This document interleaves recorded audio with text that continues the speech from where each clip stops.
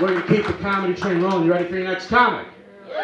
All right, this guy is very funny. He's a very good friend of mine. He's also one of the founding members of Three Guys Walking to a Bar. Please give a warm round of applause for the managing editor of Bent Writer Online, Mr. Bryan Ball. Give it up for him. Hey everybody, how's it going? A lot of people in here tonight. Somebody's family loves and supports them. A lot of family.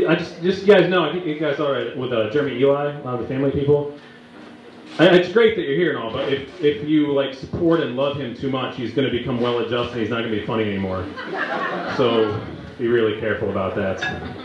Now, I love seeing this many people in here. This is one of my favorite places to perform. I perform here all the time, but one thing used to kind of freak me out about the place. They've gotten rid of it now, but there used to be a poster in the men's room, giant poster, said every 9.5 minutes a man is diagnosed with HIV. Exactly, that's exactly how I reacted. It really kind of freaked me out. Not only is it kind of a downer, but it's also extremely precise. How do they arrive at exactly 9.5 minutes? You go to the doctor, he says, "I'm sorry, sir, terrible news for you." Hold on a second. 3, 2, 1. You have AIDS. I hope that's not. It'd be even worse though if you go and he says, "I'm sorry, sir, terrible news for you." Shit. Can you come back in like 8.5 minutes for me? You want to go outside of a cigarette or something? I know it's bad for you, but trust me, it really doesn't matter anymore. So you could just do that. Anybody on our Facebook group, the Three Guys Talking About Our Facebook thing, you should follow that if you like what you see here tonight. We do lots of cool stuff. And I love Facebook for those purposes, for promoting things, but it's starting to really piss me off in other ways. You know, everybody says Facebook knows too much about you, privacy concerns and all that. My Facebook clearly does not know enough about me yet. I don't know why. It always suggests my ex-wife as a new friend. It thinks that would be a good idea. I don't. It cost me a lot of money to unfriend that woman the first time around. I don't think I want to go back around. I don't want to sound totally anti-marriage, so I did just get engaged 6 months ago. So, yay. Very happy about that. I'm very confident in this one. Partly because I think now I'm a little older, I've realized what's gone wrong with my previous marriages. Yes, plural, but well, don't judge. But I realized what's gone wrong is that in the past I've been attracted to really crazy women.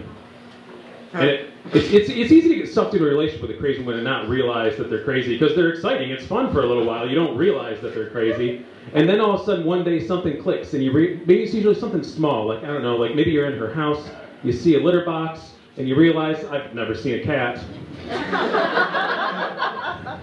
And then a light goes off, and you're like, oh my god, I'm in a relationship with a crazy person, what am I going to do? The answer is nothing. There is nothing you can do, because they're crazy, they're unpredictable, you don't know what they're going to do. They might slash your tires, they might like kill your dog, they might tell your wife. And then it's all downhill from there. On a related note, a lot of married people in the room, I want to say, I did see an article the other day, they said that if you frequently have sex with your spouse in the afternoon, that's a very good sign that you're having a good relationship. Frequent sex in the afternoon is also a very good sign that you're having an affair. So be really careful between those two. You don't want to mix those up.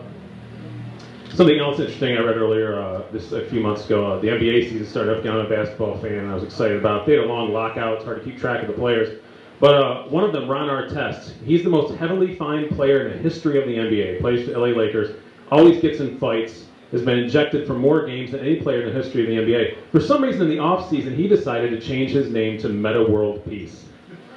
He legally changed his name to World Peace, and he's very serious about it. If you do not call him World Peace, he'll punch you in the fucking face. So, make sure you get that right if you're into him. Another weird thing I saw a while ago, I saw that submarines in the UK, in the British Navy, they have a handwritten letter in the safe from the Prime Minister. And it's there to tell them what to do if they should surface and realize that Britain has been destroyed in a nuclear war. It's called the Final Instructions. I'm sure it's supposed to be like a very serious thing. But I know if I wrote that letter, I just would not be able to pass the opportunity just to mess with people. I just write, like everybody switch hats. What the? I'll leave you on this one because I'm very excited about it. There's a thing I've seen on TV recently I'm extremely excited about. I don't know if you guys are familiar with Natalie Wood. She's an actress from the late 70s, early 80s. She died. She fell off a yacht and was found floating in the ocean a mile away from the yacht. The only other two people on the yacht with her were Robert Wagner, who was also another terrible 70s, 80s actor, and Christopher Walken, one of the craziest people on the planet. They've reopened the case. It may go to trial. I'm extremely excited just because I want to see Christopher Walken on a witness stand.